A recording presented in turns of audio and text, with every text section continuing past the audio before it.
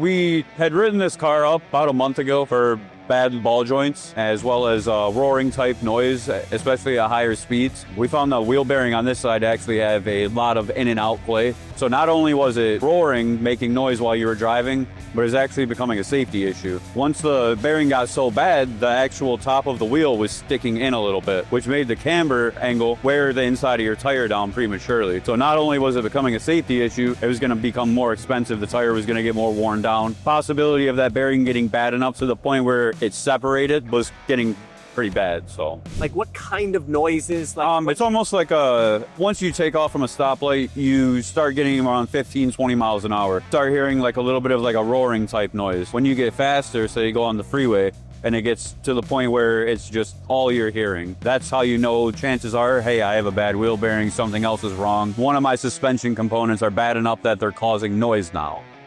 Very good.